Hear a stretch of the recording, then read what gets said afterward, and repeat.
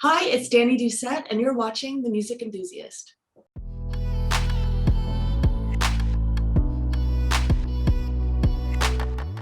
Hey guys, it's Gracie from The Music Enthusiast, and today I'm here with Dani Doucette. How are you? Wonderful, thanks. How are you, Gracie?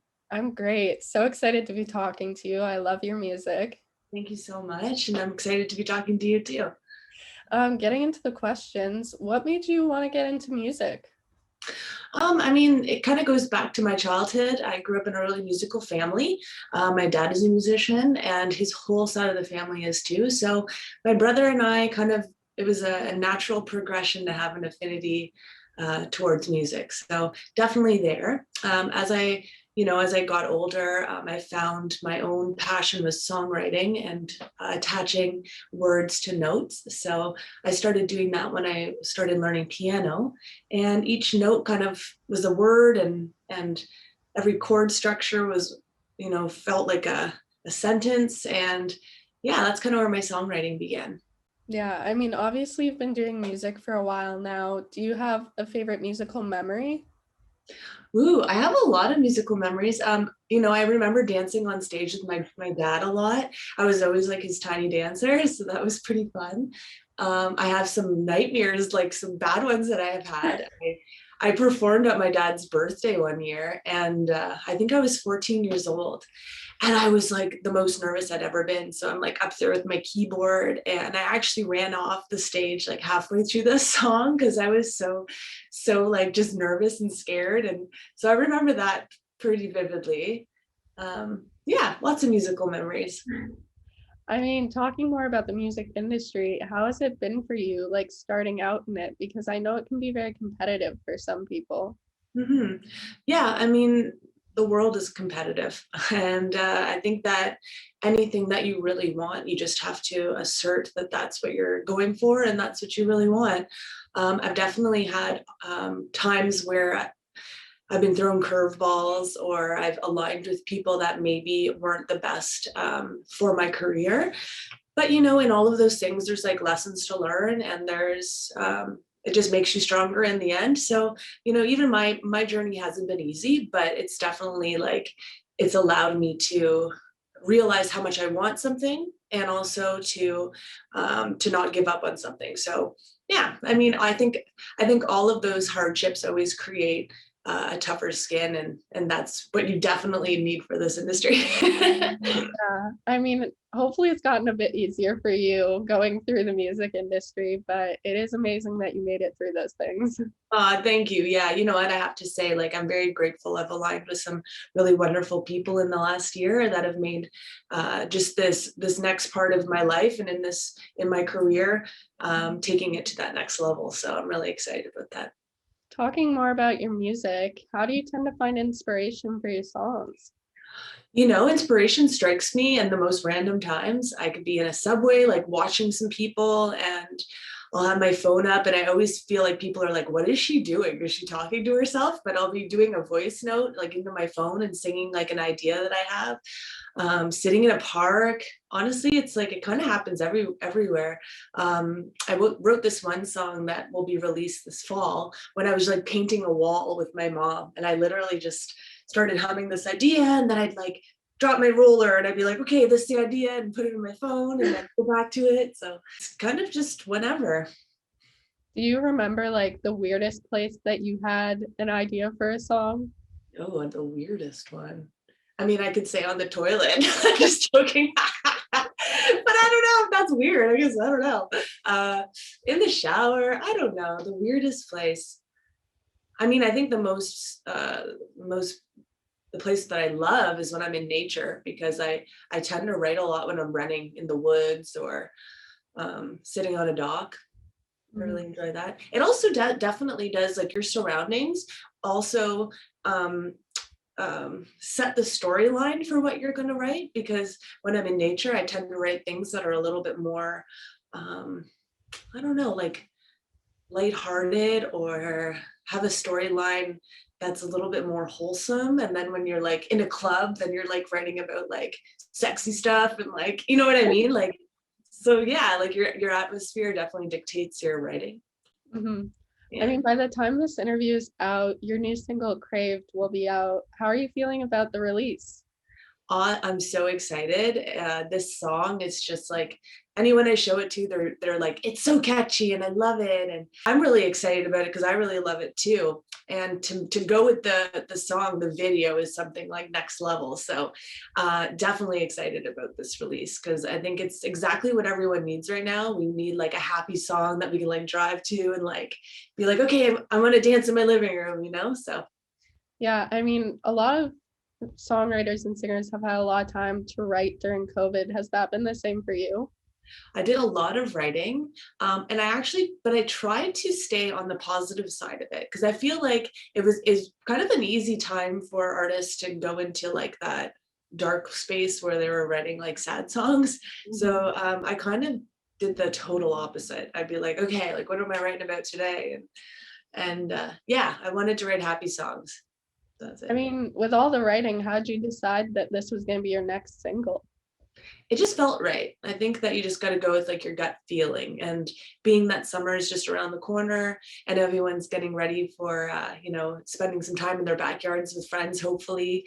Um, yeah, Crave just seemed like that song that you could be sitting around a pool and enjoying this song. So that's how we kind of came up with that. That's amazing. We all need like a happy song right now for sure. Yeah, definitely. Yeah. I know you're gonna release this song, but do you have any future projects that you could hint at or tell us about? Yeah, I have tons of music that's ready to release. Probably an EP will be in the next couple months because we have so much material that's ready to go out. I also have a couple other singles that we'll be making major pushes on this year. So I think we have three by the end of the year that are going to be,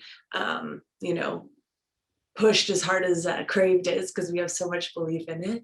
And yeah, so like just release after release. And then I'm also collabing with people globally for house songs and dance singles and stuff. So that's been a lot of fun. I enjoy the collab part of it. I mean, for a future EP or album, have you thought about things like the name of it or like what photos you want for the cover?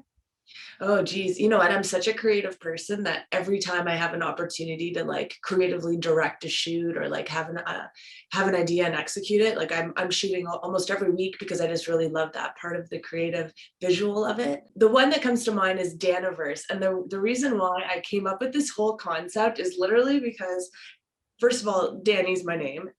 Verse is a part of a song, and Mhm. then I've always thought of like people have always said I'm a chameleon because I kind of do everything. I've got like my hand in a lot of pies as far as like my musical influences and the songs that I create because each song I go into it creating thinking to create like its own little works. When I do photo shoots and stuff like that, Daniverse, the reason why is because a universe, an all embodying body of work, and like the fact that the universe is endless is the idea behind the words Daniverse. So endless possibilities, my universe, and also the fact that it's a part of a song. So That's so cool.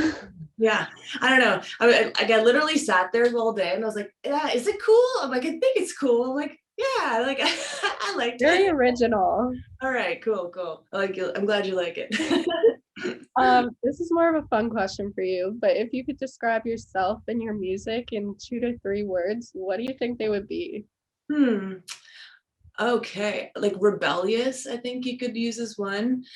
Chameleon, I think would be another good one too, because it is like I kind of change it up as far as like even my delivery in some songs.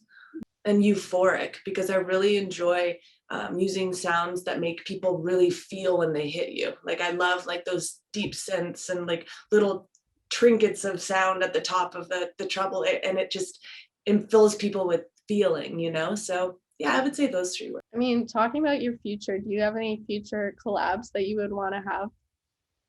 You know who I'd love to perform with and sing with would be Bruno Mars. I know, just because he's just got this cool swag, and like I feel like our voices would really match too well together. Mhm. Um, yeah, I love him. I'd love to work with Loud Luxury. They're local guys, and we've had a bit of back and forth. They would be great to collab on because I love that they do like a vocal house and something a little bit more commercial. Mhm. And yeah, Chaos. He's another local. do something with him would be cool. Yeah, I don't know. I'm really open. I'm open. Anyone? Yeah, yeah. You know what? Just drop me a DM. I don't know. We'll Yeah. see. Yeah. Talking about other artists, do you have a favorite song at the moment? Oh, favorite song. You know, I listen to a lot of old stuff. So like I listen to like some like Tina Turner. I love to Yeah. listen to like old Mariah Carey albums, TLC. I think I'm definitely influenced by the 90s because I feel like their song structures are just so cool and they know how to have like a really good bridge. And I feel like that's kind of missing in modern music. But My last question for you. Our blog is all about up and coming artists. Do you have anyone that you have your eye on that you would want to recommend to others? you know, I do follow a lot of artists and support a lot of local artists. One girl that I love, her name is Valerie. I think she goes by VB now. And she's got an incredible voice and a really great songwriter. So I definitely recommend her. And who else? Alessandro Montanelli. He's moved here from Italy 2 years ago, and he's really trying to make his mark here in Toronto. So yeah, those two I got on my radar, and I'm always keeping up with them on social. There's so many. Cindy's another one. Niva is another one. I don't know. There's so much great talent around us, really. Hmm. Well, Yeah. thank you so much for doing this interview. It was so nice to talk to you and get to know you more. Thank you. Yeah, you too. To anybody that's watching, it's free to support your local artists. So the best way to do that is if you enjoy our music, to follow any social platform that you can, because that allows us to get more visibility and to reach more of an audience.